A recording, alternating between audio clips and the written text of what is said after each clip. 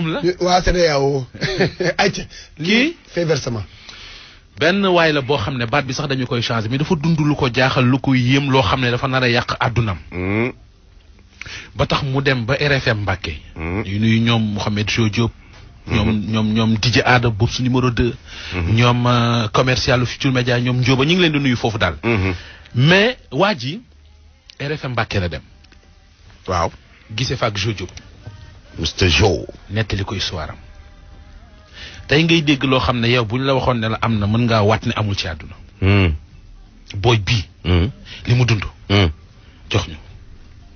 waaw sama nijaay moom boo gisee ma ñëw fii tey pour waxtaan ci. mooy man dama teel a ñàkk ay waajur ba bi ma am 9 ans laa ñàkk sama yaay ak sama papa ci accident. léegi nag moom moo ma soutenir dugal ma école sonn ci man ba obligé dem tukki bi muy tukki nag sama kër maam la ma bàyyi woon. bi mu ñëwee mu tabax kër defar ba mu baax après mu takk jabar jooju nag moom la amal problème mooy dama obligé ñëw ci kër gi.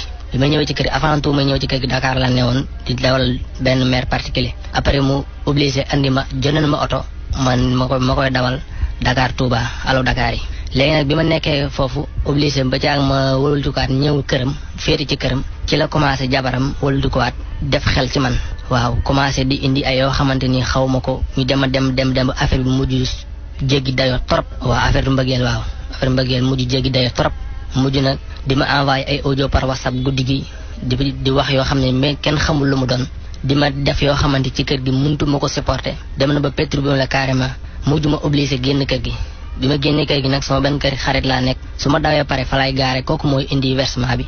loolu nag tax ba sama nijaay dégg loolu ñu ne ko day taxawaal wala liggéey du ma obligé nangu oto ba jox ko keneen te mënuma jàkkaarloo moom mukk wax ko li tax ma bëgg a génn kër gi. depuis 6 mois mat na ko lu nekk maa ngi koy daj ci diggante boobu wax naa guddi wax bëccëg soxna si mënuma wax lu dégg ci boppam.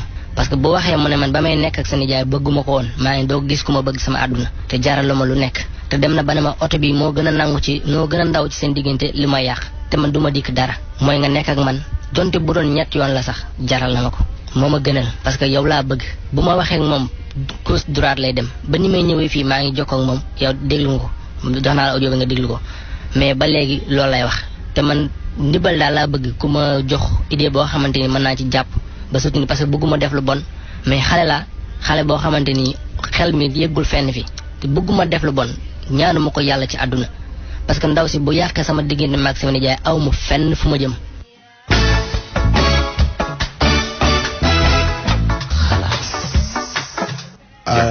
li beneen problème la. waaw. kee moo doon topp umpaañam. waaw.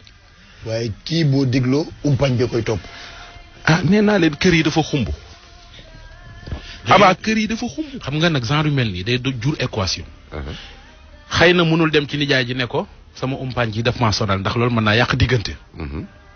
mënul a fekki umpaañ ji ci li mu bëgg ci moom. solution bi mu am mooy génn kër ga pour daw seytaane.